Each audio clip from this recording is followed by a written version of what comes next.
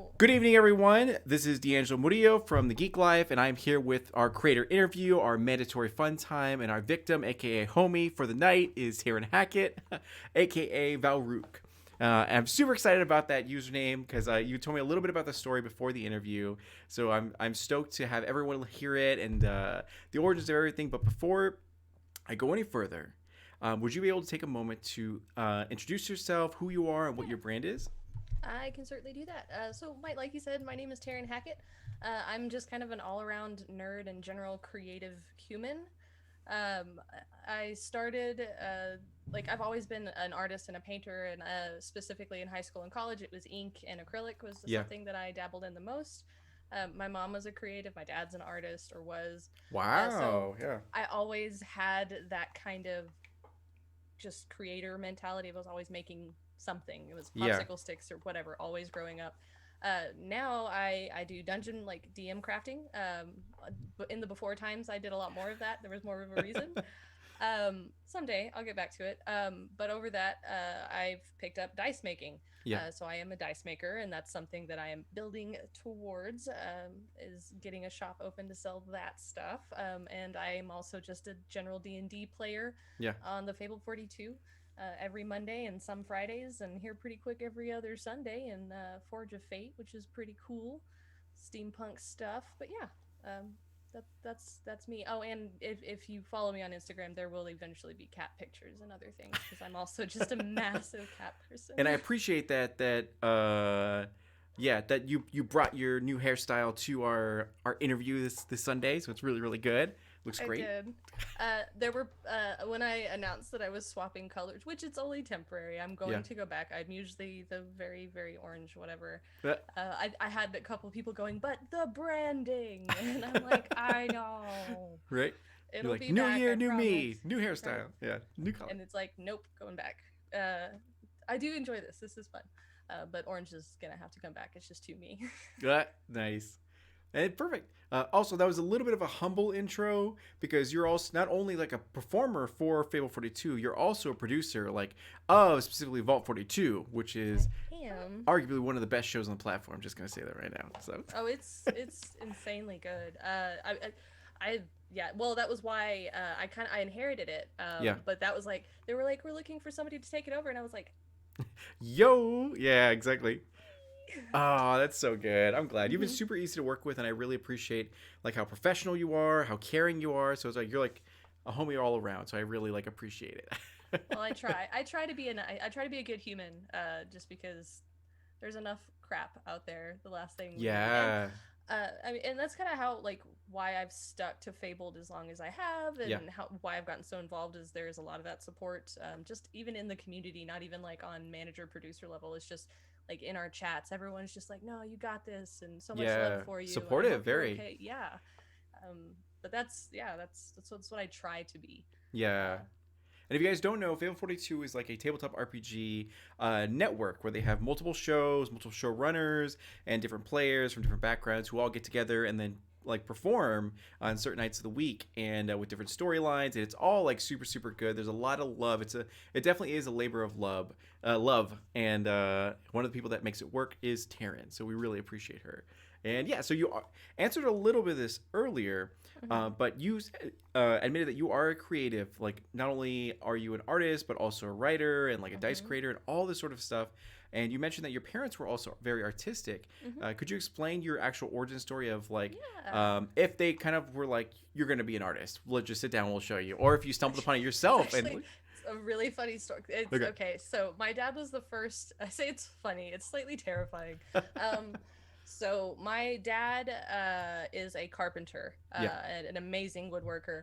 But again, growing up, he was in theater. He would do like national drawing and watercolor competitions. So like, and then when I was little, growing up, I would watch him. He would draw posters for the local comic book shops of yeah, like the X-Men and Marvel, and so I grew up with comic book art, like, and one of my favorite pictures of me when I was a little kid is like my dad rocking the like 90s artist hair, like that, the yeah, side part super, and he's sitting there drawing a poster, and I'm sitting next to him with my, I'm like 3 years old and I have my pencil held completely wrong. So that was my dad. And then my yeah, mom she was an English major in college, so she was a writer and a reader. But she was always like knitting and like embroidery and like Yeah. practical crafting. Yeah. So I had like practical crafting and just like the odd kind of the what is it, the hobby homemaker kind of thing. Yeah. And then I had this like fine arts person and woodworking and all of this. So I was just exposed to it. And as a kid, I Yeah. was very high energy. I know that's a shocker. Um, and I don't know why I did what I did, but I was brutal. I was like destroying like Barbie dolls, and Yeah.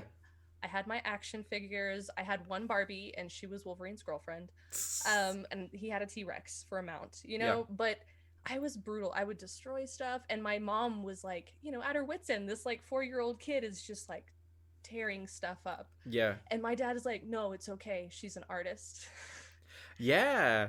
Like from the very beginning, that was his no. She's an artist. It's okay. And I'm like, Yeah. no, I needed help. Like, That's amazing. Honestly, though, it's funny that you mentioned that because a lot of also it's like it's funny that you mentioned that because my parents are also very artistic. So I'm like, oh my god, how far does our friendship go? Because like, right. yeah, emo kids and like all this stuff. Anyways, but um, my dad was the same way where he would take apart anything and everything he could, but it wasn't from like malicious intent. It was just a curiosity of how things operated and Mm-hmm. how they were built and all that kind of stuff, which is like really cool when you think about it. And it's like, oh, that's not totally like chaos and destruction. It's just violent curiosity. So it's like, Mm-hmm. Yeah, exactly. That's totally what it was. Yeah. yeah, that's cool. And But it's I was gonna say, and they were always really supportive of it too, though. Because I mean, obviously, I picked up drawing, and so that was my thing. You know, yeah, when you're in elementary, they're like, "Oh, this kid's known for this." My thing was drawing. yeah, You know, everyone was like, "Oh, Taryn's drawing again." You know, so like that was my thing. And my parents were always really supportive. Extended family, not so much. They were like, yeah, "Grow up and get a real job," you mm, know. And my parents were like, "No, do whatever makes you happy," and yeah. you know, at least they were supportive. That's amazing. So, you are a like woman of all trades, where you do the dice making and tabletop RPG performing and all these different things. Specifically for tabletop RPGs, could you take a moment to tell us how you actually got into it? Whether you yourself walked into it or you had like friends who guided you into it. I 100% had friends. So another important thing is like, I mean, I grew up in Panhandle of Texas, which is fairly desolate in and of Yeah, itself. But when I was about 8 years old, we moved out to the middle of nowhere, a town with a population of 60. So yeah. like the whole school's population was 100 kids, right? I was one of Wow. two nerds, and then my Yeah, best friend moved away. So I had there was like no nerds, so I didn't have any of that exposure except for going to places like GameStop and stuff like that. yeah, So I had heard tale of these Dungeons and Dragons and of magic that got I'd heard yeah, things, but only from like television. So it was like, oh, it's super nerdy. You don't want to be that nerdy. And so eventually though, like get out of like I got into high school and I had one friend and he was like, I really want to play. Um, so I sat down. We played like a very light version of it, and I yeah. was like, "This is like it was that situation of like I don't want to let everybody know how much I love this." Exactly. Yeah. Contain it. Keep it together. Keep it together. Yeah, it's Yeah. like no, it was cool. It was all Yeah. right. And then I ended up eventually like I had some roommates later on, and one of them happened to pick up. I think it was fourth edition, like when Yeah. fourth had just dropped, Yeah. That's when I got into and it. and it was super crunchy and it was really intimidating. But like immediately, I was already wanting to like I wanted to DM Yeah. because like we were having fun, but like I already wanted to take it and turn it into a story. But again, like many D&D groups, they kind of fall apart. Life Yeah. happens. I always had that one friend in the background that was like, when are we going to play again? Like for years. And then about 5 years ago, we finally started kind of casually playing what we called D&D Light, which was like literally just a D20 and let's role play and just like go through Yeah. it. Just because it was hard to get everybody to sit down. Well, that friend ended up going and buying all of these books, and we were like setting up for it, and then they passed away. Oh Um, wow. Sorry to yes. hear that. Yeah. And so that was in a weird way, it was like that situation of me going, I love this stuff, and I love being a nerd. Why am I not just being a nerd? Yeah. And so I started delving into it, started watching Critical Role because before that I thought DMs had to be mechanical of your go, Mm-hmm. and especially in fourth, it was really crunchy. It was fun, but it was crunchy. Yeah. And so like I like frankly I watched Matt Mercer and I was like, oh, you can Yeah, just you can deviate. You can do your own thing. Yeah. yeah, it would just open my mind. Then I start watching other DMs, and so then like build to like 3 years ago, and I was just like, I'm gonna do like I'm because I'm the person I take forever. I prepped and I was like, we're gonna play, and then Yeah. we started playing, and now I'm like super addicted Mm-hmm. to everything about it. Oh, right there with you. Yeah. Tabletop RPG Anonymous. Yeah. Mm-hmm. So it's good. All right. It So is. as a content creator, we can often find ourselves working beyond our limits, like Mm-hmm. and ultimately burning out. What are your own self care techniques, that hard earned wisdom that you've learned to do in order to maintain your sanity and mental health and everything? Yeah. Well, originally, because I'm especially like I don't know if it's ADD or ADHD, whatever. I just hyper Mm-hmm. focus, and I will go all into it. And I knew when I started getting into D&D, I do that.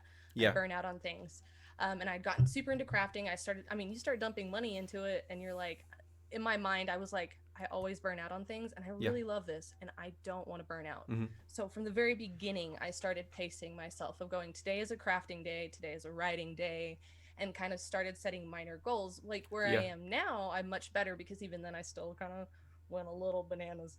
Um, where I am now, um, I have designated days of rest. Like for me, usually Tuesdays are my day of rest because Yeah. on Mondays I stream Legends of Shao, and I know I'm gonna be tired the next day. Yeah. And if I do things, cool. Like I put things out there of like, hey, if you want to do a bit of writing or something, cool. But Yeah. I have to tell myself it's okay to take that rest because, Yes. especially when COVID started, I think that was the kicker. Was like, we're sitting here, I couldn't play, I Yeah. didn't feel inspired to craft, and it was like I'm not doing anything. And so I went the opposite and was like, I'm constantly doing everything all over again. And it was like, it's okay to not do something today. Yes. Be present. Days of Yeah. rest. The days of rest. And Um, I think that's yeah. a major like component for anyone who has ADHD or ADD or anything like that, where we're just like, it's fine, just like go, it'll all work out. Don't stop and don't look at those red flags. They're nothing. It's fine. No. So it's good to know when to stop and cool down and have designated days of rest, which I know that you're a producer. That means on Tuesday nights you have like producer meetings. So even on your days off, you're still I'm working. still well, and our like those tend to be in the AM. So like Yeah. I do that, and like what and that's another thing I'll do on Tuesdays. That's like my reflection time too, because like even if I'm not doing anything, I'm still kind of doing something. Like Yeah. I'm making a Hyper list creative. or Yeah. I'm doing something because it like it and I'll have like low stress projects is another thing I do Oh, that's especially smart. Okay. well, like especially now that I'm doing more streams and things. I was super inspired by Utahime and Alicia, like Yeah. low key. Like Who I saw isn't? them on. They're amazing. Yeah. Well, I jumped into Fabled and I see I because I think Utahime and actually and I started about the same time. Yeah. And I saw Alicia cosplay and then I saw her and I was like, I like this. Like whatever this is, I want to Yeah. do it. And so I started. So I have like little cosplay projects, and it's like if it gets done, cool. If it doesn't, it's not the end of the world. But it's something I Yeah. can feel productive. But there's not a hard deadline, and it's something just fun and artistic, where it's fun, and I don't have to have hard deadlines and kill myself over it or feel like I'm failing. Yeah. And I think it's really interesting to be real for a second and to like deviate from the normal like interview path and all that. Yeah. COVID has brought a lot of misery and woe, but at the same time, it's opened like new opportunities for a lot of us because we're stuck here. For me, Utahime and Alicia, we probably would not have had the bandwidth or capacity to join Fable 42 had COVID not been here, because Mm-hmm. every weekend was like a convention that we'd be hustling for or preparing for, to like go, and me as a writer to interviewing them for like cosplayers and performers and everything. So because the whole world came to a great pause, now we're Mm-hmm. exploring all these different hobbies that we've always been interested in but never had the chance to actually delve into. So it's kind of beautiful in that way to be able to do that, because like, would you have ever like cosplayed yeah, any other time? No. Exactly. I mean, and that's like my husband and I like we've had really reflective conversations about that. Yeah. Just because I mean, him as a musician, his world stopped. Yeah, And so I exactly. mean, he's had a lot of anxiety. I mean, they were mid album release, like it was lots of stuff, and they've been very creative and they've done Yeah. well. They've gotten some good like for what they've done. But we were talking, and as negative as that was for them, and I mean he had a big tour that he was going to get to join this bigger band on, and he was Yeah. really excited, like all kinds of stuff like that. But we sat and we kind of reflected and wanted to find a positive, just because I mean we both suffer from depression, anxiety, Yeah. man, like we're both different, but we both have things, and we wanted to reflect on positives. Yeah. And it was like, well, this year for me, I sat down and actually started really hardcore writing my 5e setting. Yeah. I got really into DM crafting because I had the time. We were working like remotely, and so I mean, I wasn't as exhausted as I would have been coming home from work, so I Yeah. felt more inspired. I started just going with my nerd flow, and I think in part too for me because we were so isolated.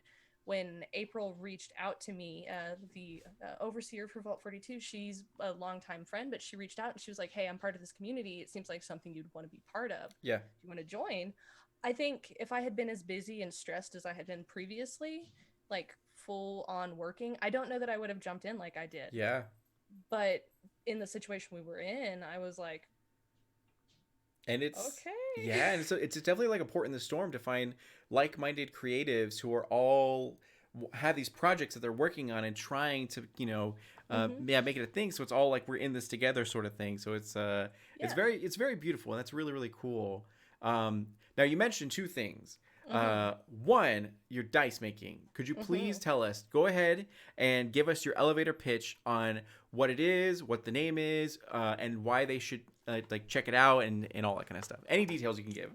Yeah, yeah. So, basically, I will go ahead and start out with a shout out for Arcana Cast, because all dice makers need a good master dice maker. Yeah.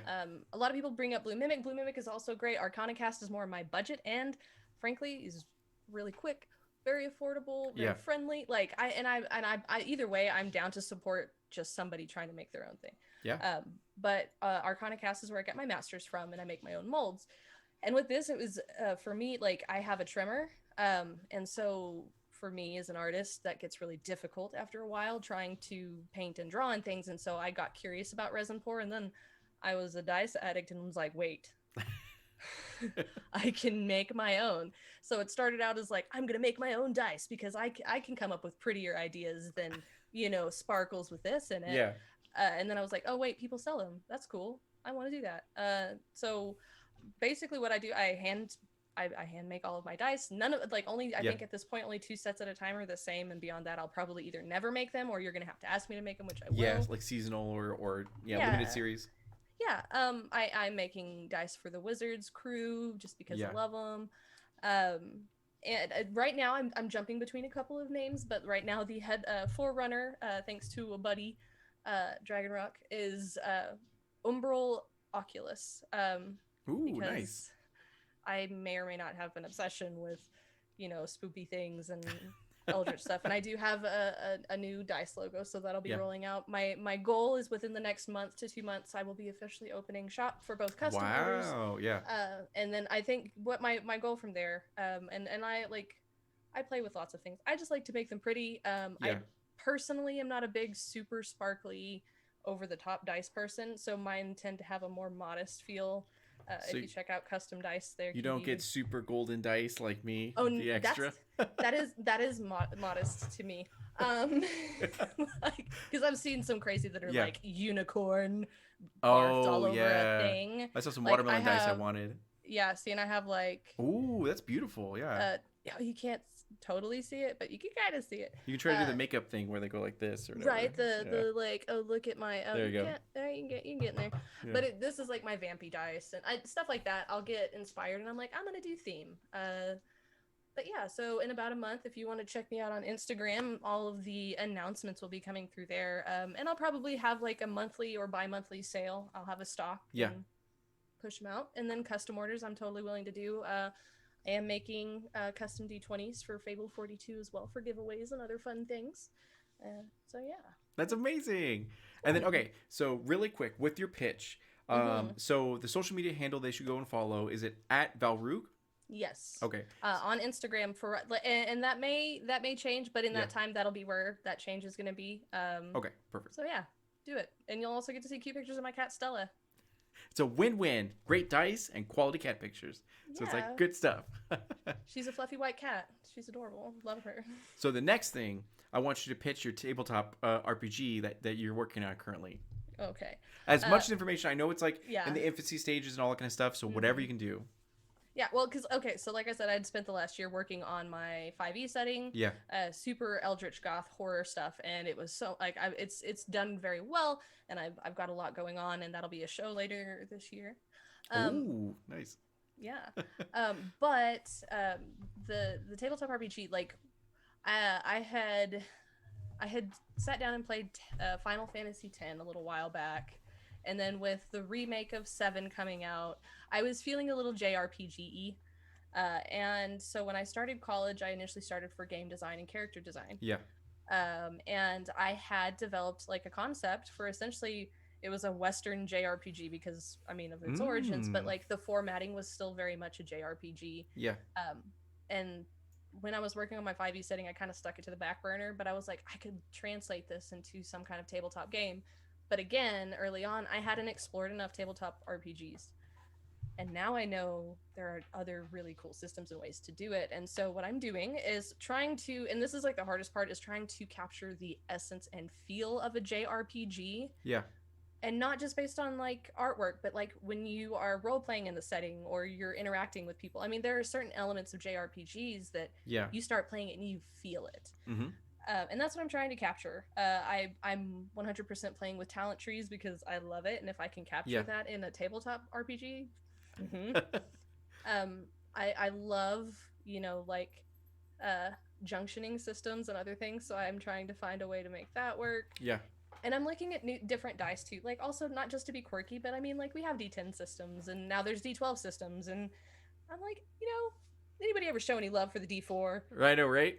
Like, but yeah, and playing with that initial setting, and there's it's there's definitely elements of like playing with the traditional the way that Final Fantasy does, especially, and there I think Ni no Kuni does it as well. But you Yeah. have the elements, right, and that tends to play this bigger role and everything of the power of the elements. Whether it's as obvious as I think Final Fantasy X, they kind of with all of your summons, you have Yeah. it's very clear this is fire, lightning, or if it's just super subtle. I think Seven was really subtle about the way they put things in. So, um, but yeah, trying to at this point where I'm at is I'm currently, which is the not fun part, is going, what skills matter?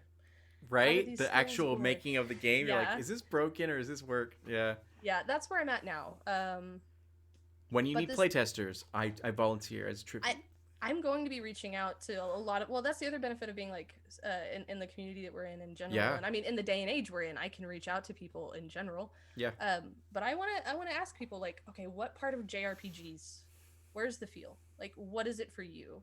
And not railroady, because like people will Yeah. say that too. Well, the JRPG, you don't have any individuality or choice, and I'm like, okay, that's okay. Back up, hipster. That's not what I'm going for. Yeah. Like, quit hating on my games. Thank you. Right. um, but yeah, I want to reach out and ask people like, okay, what's your favorite JRPG and why, and like, what did you take from it? Like, because once I figure out, like, because that's the hard part now. I like after coming up with this setting, which is Stelfinium, and it's in a place where they're at peace, and there was a crazy war. There's a little bit Yeah. of sci-fi, so there's a little bit of travel between planets and some things, and Wow. Yeah. some old elemental entities, and so you have the quirky characters in there and all that jazz. But that's the part right now where I'm at, is trying to figure out what skills fit with all of it, and how do you how do you translate that and stay true to a JRPG but Yeah. not feel like you're tabletop playing a video game. It's difficult, guys. It's true, yeah. It definitely it's cool that a lot of creatives are thinking of concepts for different tabletop RPGs because if you compare like Kids on Bikes to Dungeons and Dragons to like even Tales of Xadia or anything Mm-hmm. like that, they're drastically different and yet at the core they're like a bunch of homies coming together to play a game and it's really cool Yeah. that you're looking to bring a JRPG experience into a tabletop game. It's like super super cool. So Well, and like that was one of the things that kind of got me, is when I started looking at tabletop, I was like, ooh, super cool. And you find Vampire the Masquerade, and you can find yeah, Cult, which is even darker, and I want to play with because it looks spooky, just awful, and right. makes my little goth heart happy. But and then like honestly, Tales of Zadia, I was like, oh, cool. And then Casual was like working on shonen inspired things. I'm Yeah. like, this is really cool. And as I'm delving through, like I started realizing there's not one that gives me like the little pixel art feel. Like Yeah. I'm looking for not. super cutesy, but like there's an element in JRPGs that I So was like like, where is that intimate, whimsy? yeah, Yeah, like yeah. it's not out there. And like I googled it and it was like we don't have one. And I was like, Then I well, shall that's make one. I Yeah, was like, then we're gonna fix that because it has to exist. yeah. Yeah. That's amazing. That's super super cool. And yeah, and I think that's one thing that's really important and is that in this day and age, maybe it's Fable 42, maybe it's just like it's filled with good people, and that's why this issue doesn't exist. But like back in the day, even like 5-10 years ago, if you had a creative idea, you kind of almost, and I know this happened in the cosplay community as well a few times, and in the creative community as far as online journalism or anything, you would keep everything like so close to your chest, and you wouldn't let anyone know because you were afraid that someone would steal it. But nowadays, we're so open and be like, yeah, let me see that, I can help you out with that, and like if you'll help me out with mine, you're like, sure. And it's Yeah. like creatives helping creatives, ended up Mm-hmm. like benefiting the community overall. So like I'm super excited for this, and I'm gonna ask you this at the end of the thing. This is kind of like well, there's two things. One, do you have a way we can financially support you in all of your endeavors? Not yet. Because Okay. I up until well, and see that's another thing, like within the last 3 months, like you said, like gaining confidence like before we started is like Yeah. realizing for me, like, because going back, like, my tag at Valrook, it's my gamer's tag. It was my first WoW character, and that's just kind of stuck with me. Yeah. This warlock Valrook, which is now a demon hunter. Um, but like finally realizing, like, oh, well, and growing up with anxiety and stuff too. Yeah. It's oh, I'm not crap. People like me. Same. Yeah. What? There's value in what I do, Mm-hmm. and not just monetary. So like getting to the point where I'm like, I can do this. Yeah. Cool. So like I have started exploring those options. And I mean, especially wanting to sell dice, but I've started looking at like, okay, there is Patreon. There are other services out there, Yeah. Ko-fi, all kinds of things, which I'm now realizing how many there are, and I'm kind of like going cross-eyed. Um, because I'm very laid back and I'm Yeah. like path of least resistance, bro. Um, and so like I've started looking at all of those things, so they will be there eventually, soon, Good. And hopefully. this is my advice, and like real serious advice to any content creator, because I also suffer from anxiety and like a lot of self esteem issues, growing up and everything like that. Wondering if I had any worth or if I was just a burden to everyone. And now in my 30s, it's like the era of we're gonna get shit done. Like we're amazing, we're competent, we're capable. We will shine brighter than the sun, and like we're not better than anyone else, but at the same time we're not lesser than anyone else, so let's go ahead and charge forward. We're worthy of accepting monetary gain for whatever. So like my advice to you, like even tonight, just get something set up. Whether it's Ko-fi or like PayPal. That way we can, because I know that I would at least like do a monthly subscription just to make sure that it gets you close to your goal, so we can see artwork of your tabletop Yeah. RPG, and then like promotional materials, or get you whatever you need for the dice making, because Yeah. you're worth investing in. So that's Well, like, I yeah. appreciate that. I So don't it's even like, know how to handle compliments. Like, what are you doing? You I do know. that. Oh, just you wait. Everyone who's seen my interviews before knows what's going to come up at the end of this interview. So just Oh just you man. wait on that. So for now, though, Yeah. we'll go to the next question, which is, we know that, or I know that you have accomplished a lot over your career as a tabletop RPG performer. Like, I have a lot of respect for you and everything you do for Fable 42 and your dice making and as an artist and everything. But as all creatives, you no doubt have experienced L's in your time.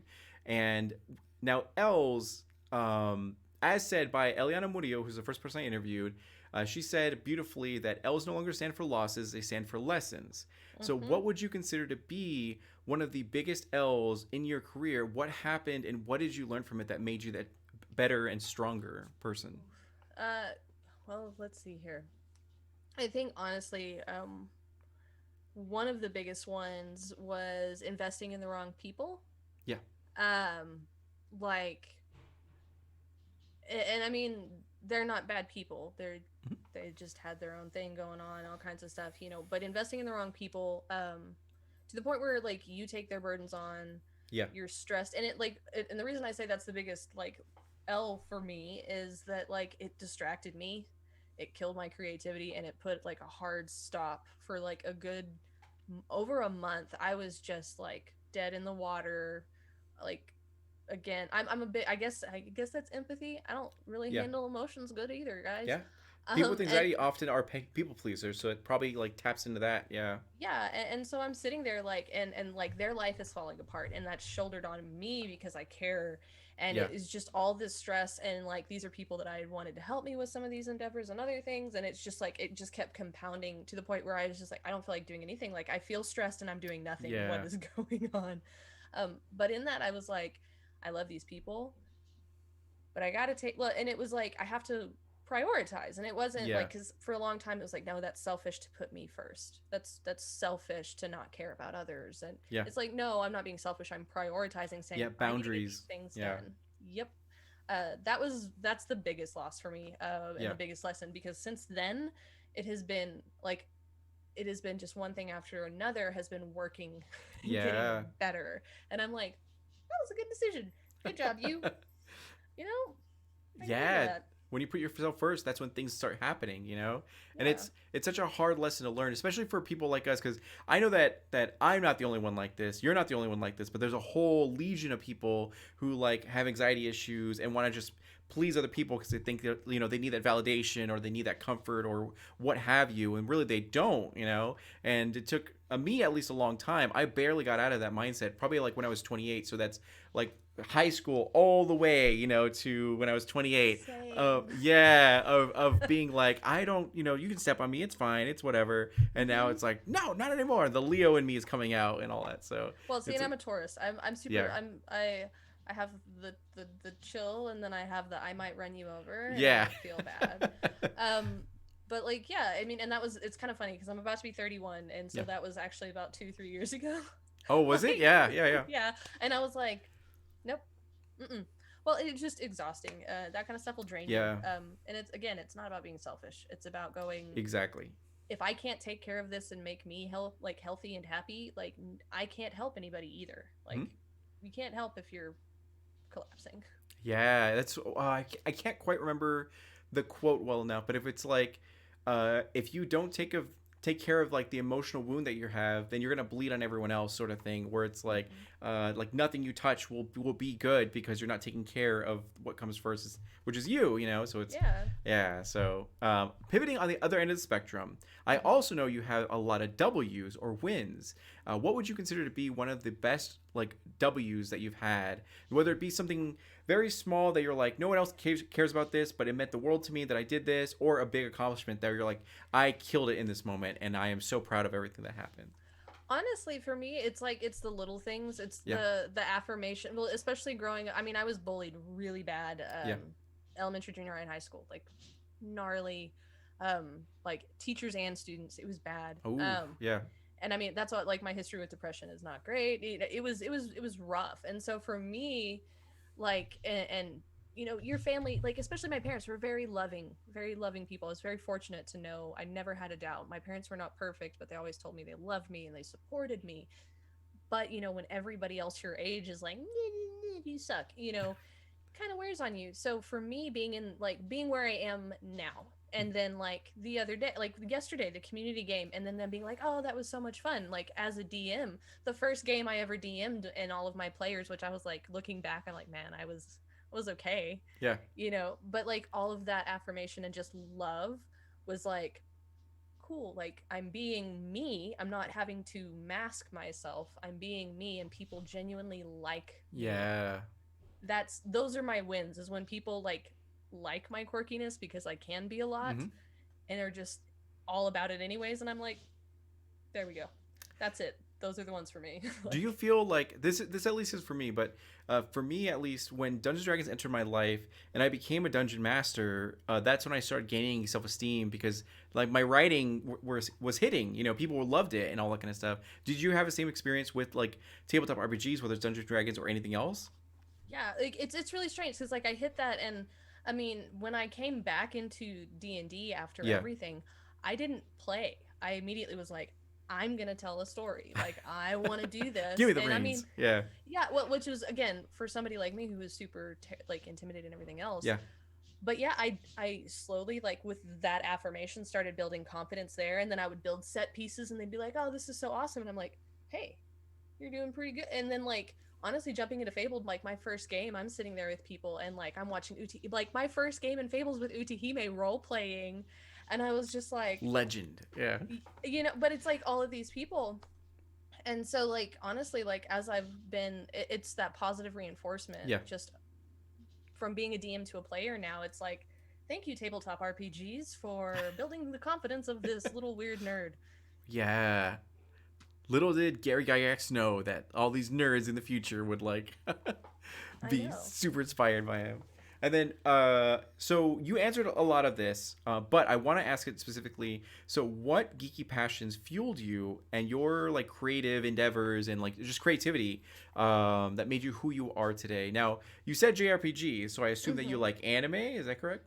All Yeah. right, good. Yes. All Oh right, go yeah. for it. It goes back to, honestly, it goes back to my dad. Yeah. He was, I mean, as a kid, much to my mom's dismay, um, I was the little girl that was the tomboy, whatever. But, like, he showed me art. Yeah. I every Saturday morning we were watching X-Men. So it was like X-Men and Power Rangers growing up. I was handed a PlayStation controller when I was 4, Yeah. so it was immediately video games. But it was Tekken. It was, well, it immediately was like very Japanese fighting games was Yeah. what he handed me. And then I got into Tomb Raider, and so it started, like, for me it was, I now realize the shows my dad was showing me were anime and other, like, cartoon Yeah. stuff. I don't remember the names of the anime he showed me because I was 4, but it started there. Thundercats was definitely one of them. And so, like, I started young on video games and anime, and that just kind of stuck. And, like, as home life and other things were rough, like, video games, anime, those were the pinnacle for me, because I didn't have anything else. We didn't have internet, like, Yeah. it was before those golden days. I didn't. VHS. Oh, yeah, I gotta Oh rewind it. yeah. Yeah. Yeah, no, like, going to the video store, like, that was my favorite thing. We'd go to the city that's like 40 minutes away from where we live, Yeah. and we would go into, I it was some video rental place, but they would, Blockbuster or like yeah Hollywood it was Video or like something. one of the mom and pop Yeah. ones, Oh, okay. Okay. and they would, like, sell their old rentals that wouldn't rent out. So I went and I bought, like, I was 8 years old, and I had my Christmas money, and I Yeah. bought, like, all of the Thundercats on VHS. So that, Nice. and that was what I was doing. So it was that weird geeky stuff just kind of imprinted. And, Yeah. like, as I got older and started being more artistic and more creative, like, yeah, those things definitely, those were the things that I wanted to do. That, Yeah. playing Final Fantasy, I wanted, those worlds were beautiful. I wanted to make things that could be there. um but yeah, and so eventually, like, my creativity became my outlet, like, and safe place, and Yeah. all the It's funny how like things from way back when can like inspire you so much because for me at least I get a lot of my inspiration from Courage the Cowardly Dog and what is it SpongeBob as well. Like the Hashling Slasher is one of my favorite episodes of it. Yeah, and then same with so Yeah, specifically I for love Courage. yeah, so with Courage the Cowardly Dog, they had so many weird and creepy things. Definitely, if you watch it now, that's not for kids. It definitely doesn't look for kids. But back in the day, they showed it to us, and it was like funny, but it was also terrifying. And that's where I draw a lot of my inspiration from to make a horror world that'll make you creeped out, and then crack jokes immediately afterwards. And then like everyone's like, "Oh, that Yeah. was funny." Yeah, so it's Yeah, no, I it's love I love that that's your inspo, because, like, it's so perfect. Like, I love it. Like, yeah. it's it's really cool how all that stuff I can see it, the inspiration from Thundercats and anime and all these different things just like into a melting pot, and World of Warcraft as well, yeah, and all that to Illidan specifically, yeah, that edginess, so it's Lord like Illidan knows the way. I know, right? You are prepared. Yeah, exactly. I am prepared. Yeah, no, that's the other fun thing is, Yeah. like, right out of high school, my friend, and of course before that, World of Warcraft was crack. Don't you? Mm-hmm. Oh, you play World of Warcraft? Yep. I just say to those people now, um, 10 years, baby. Right. Well, actually, And they like, probably have played it in that time, I and know. but you're on the epic mounts that you've gotten over all the years. Yeah, Anyway, I'm just like, too many years. yeah. But yeah, like, all of those things, like, and for me, what I've realized, though, like, all of those fandoms, like, and that hate too, like, to jump back off like, my fandom, like, Yeah. let me be me. I'm a freaking Neko. I know it. I love cats. Like, I can't help it. Come Yeah. at me, bro. Like, Exactly, yeah, and that's an amazing thing is that I also feel like when we were younger, we fell head over heels for like anime and manga and comic books and all these different things that were considered nerdy or geeky back in the day and weren't cool. But now that we're older, we're like, who gives a shit? Like we're Yeah. yeah, Okay, do you not harbor like a little bit of bitterness that like when I was in high school and junior high, yeah, like, oh, you're into comic books, you play video games that aren't Halo and football, like that was not okay. You were a dork.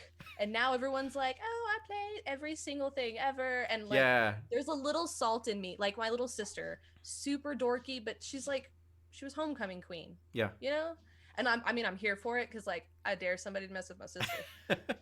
But, there's a little bit of salt in me because she's like, I don't get it. And I was like, I got made fun of so hardcore for playing Final Fantasy Mhm. because, like, all of these, the mainstream, especially in a small school, but it was Yeah, like, you know what X-Men are before the movies came out? And it's yeah. You like, uncultured swine. It's like yeah. But now it's like everybody and their dog wants to be Captain America. And I'm like, yes, buy the shirts at Target. Try to look, yeah, like they're it's, in the know. there's a little salt, just a little.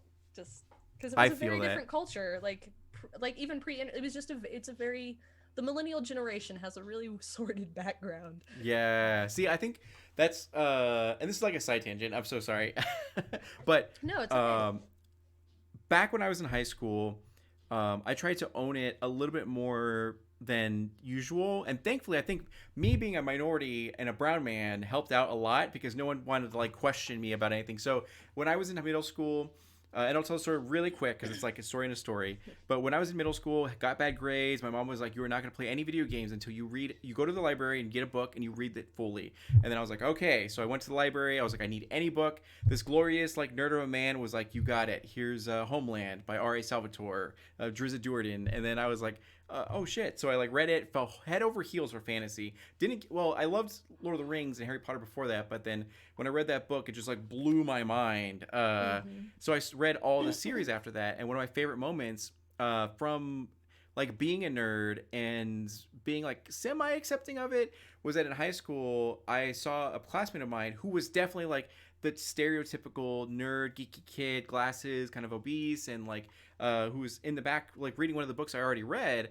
And I was like, "Oh, you're reading that book? It's really good." And he kind of like looked at me and scoffed, and he goes like, "Don't do this, dude. Like, I'm just trying to enjoy this book. You don't have to make fun of me for it."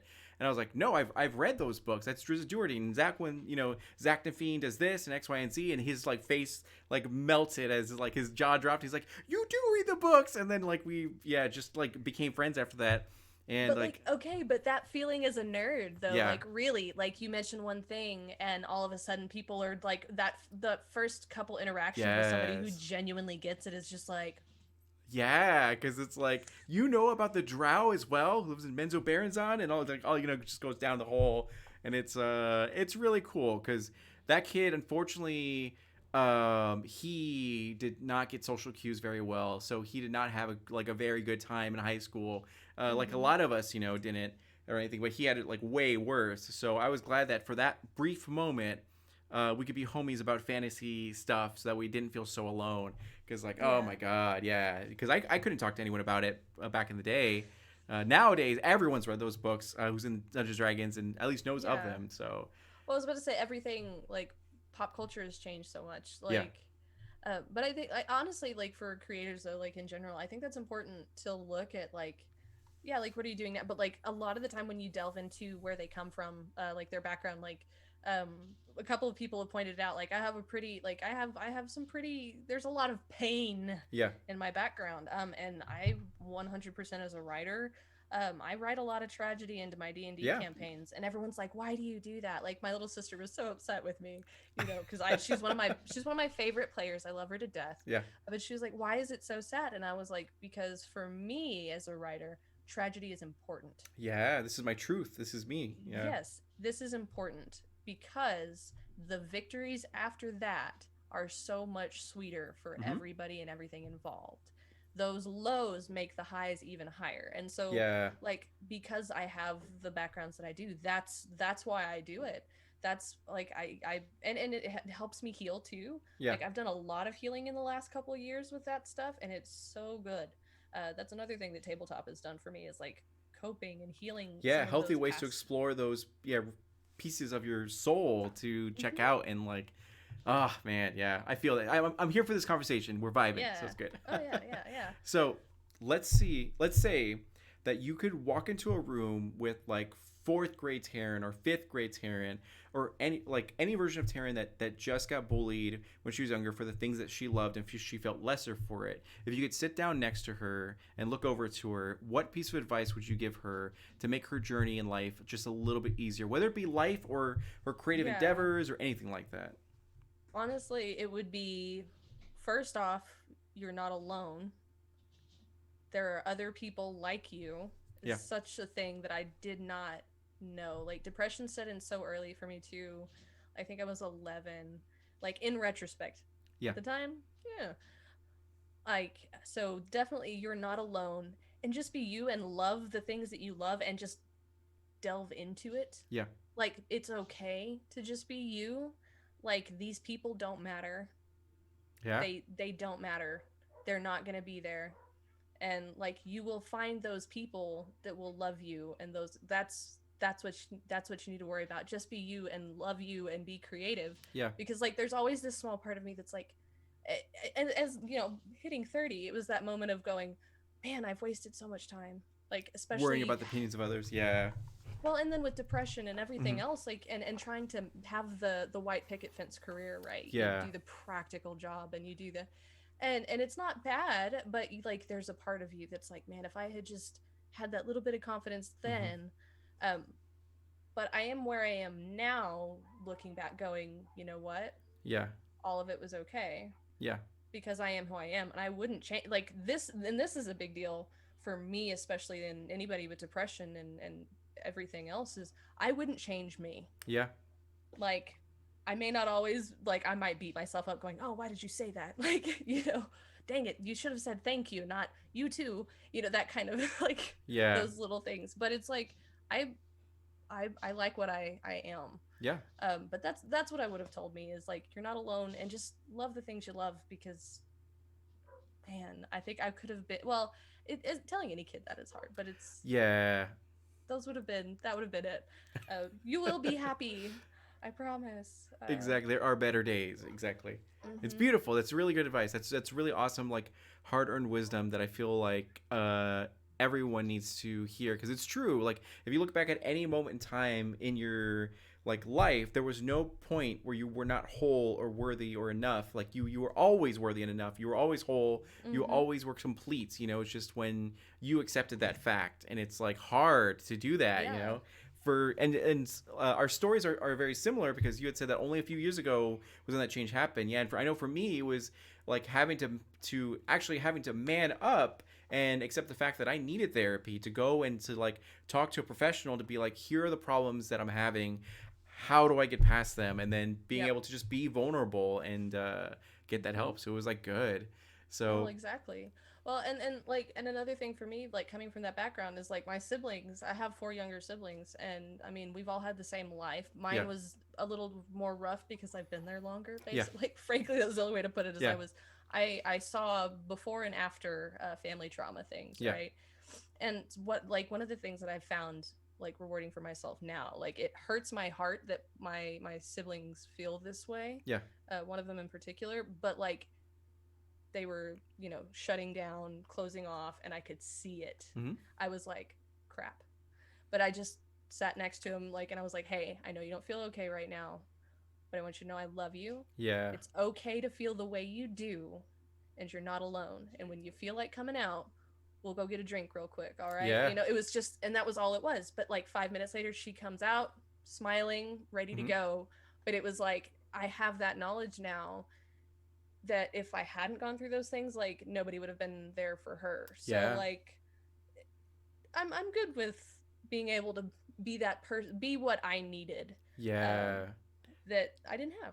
Exactly. That I feel like as recovering people pleasers, we Mm-hmm. have a lot of emotional intelligence, which is very valuable, you know, because we can see other people hurting and we can know like and to have that also wisdom that everyone has their own journey and path to take, and their struggles are their own, and we can't fight their battles for them all the time, no matter how much we love them or anything like that. So that was such like so wise of you to say that to them, to be like, I'm here for you 110%, but like, come to me when you're ready, and then you make that conscious decision. And it's like, Taryn, such a good person. Well, Really. but like, and that's like honestly with all of like all of my work, everything that I do now, like, and that's one of the hard things for my D&D characters. Everyone's like, what are your character's goals? To be happy, Yeah. because that is Taryn's goal. Yeah. Like, and that is my biggest goal in life, period.com. So everything I'm doing, whether that's making dice, I'm doing it because I enjoy it. If I'm designing tabletop RPGs, it's Yeah. because I enjoy it and I love it, and I want other people to love it and enjoy it. Like, it's all passion for me. And like, and where I am now too is like, I realize, like, because I enjoy those things, because I love those things, they will be successful and they will be good. Yeah. Because if I don't like them, like, Yeah. How can I nobody's gonna expect like anyone them. else to? Yeah. Yeah. Exactly. And that's the same with yourself, Like if you don't like yourself, how do you expect anyone else to? So it's oh Mm-hmm. man. And then okay, so where can we find you online? Online, at Valrook, VALROUK on Instagram. That, like I said, that may change. I'll probably end up making an allocated one for dice, but all of my notifications, everything I'm doing is on Instagram. I do have a Twitter that I am going to start using, I swear. I'm following you. It's amazing. I will begin doing more Twitter things, I promise, and being a better adult, and getting better at promotion. Yeah. So, but it's still at Valrook, for at least the time being. So that's where you can find me. Or again on Fable 42 every Monday, Yeah. as Jinx, the shifter monk who does not have dependency issues. That's amazing. So, just to recap, you are on Legends of Shogal, which is on Mm-hmm. Monday nights on Fable Yes. 42, twitch.tv/Fable 42. You are Yep. also in Wizards of Ukador, which I is every am. other Friday. And then you will be on the steampunk thing. Is that correct? Yes, I will. So, Okay. and like, and Wizards is a weird one. Like, Yeah. it's about to be every Friday now, but like the way that it happens is everybody's all over the place. Yeah. But I am on Wizards. The Forge of Fate will be starting, and it's going to be every other Sunday, and then eventually will become a weekly campaign. For that one, which in Wizards I play Ari. She's a half gnome, goblin, adorable Order of Scribes wizard Yeah. slash Circle of Stars druid, because I'm that person. And then Forge of Fate, there's a race of people that can have mutations, one of which is cat ears. So guess So which you're like, race I doing race I it. chose. Yeah. So guess which one I went with. That's Um, amazing. but yeah, I'm really excited. Casual's Yeah. great. I mean, our DMs are all great for very different Yeah, reasons. they So I'm are really legitimately. excited. Nice. All right. So we are at the end of this interview, and this is your worst nightmare Yep. because for the next like 5 minutes, Damn it. I'm gonna just talk to you genuinely, and have just a real discussion with you. So Valrook, aka Taryn Hackett, I want to say to you, as a creative, as a human being, thank you for everything that you do. You are wonderful in every single way. You are amazing. You are a creative that makes beautiful, majestic works of art that so many people love and will love in the future. Like I said before, at every moment in your life, you were worthy. And every single moment in your life, you were competent and capable and amazing. Those people that came into your life and were like brought toxicity and everything, I hope you've removed them because they did not deserve you at all. You were so much above them in every like way, shape, and form. And you deserve to get paid for your projects. The world needs to see your writing. The world needs to see your dice, and you need to like put all of your effort into investing into Taryn, because Taryn is always gonna win because you are amazing. You are incredible. So please, please, please, please, in 2021, invest in yourself because you are a beautiful soul that needs to just like shine. And I want to thank you so much for being alive, for being in our community, and overcoming everything you've done. And yeah, thank you for being my guest. I appreciate you. Well, thank you so much. Dang it, Yeah. making me feel emotions. And I'm from Texas. We don't have those over here. Right. No, thank you so much. I Of greatly appreciate course. it. I can't honestly, like, I cannot tell you how stoked like, honestly, watching you and getting to know you, I'm Yeah. like, wow, this guy is like, one, we just keep having things like line up in Yeah. It's common. like But like, like, okay, I feel the same thing with Utahime though. It's like, you're such a genuinely nice freaking person.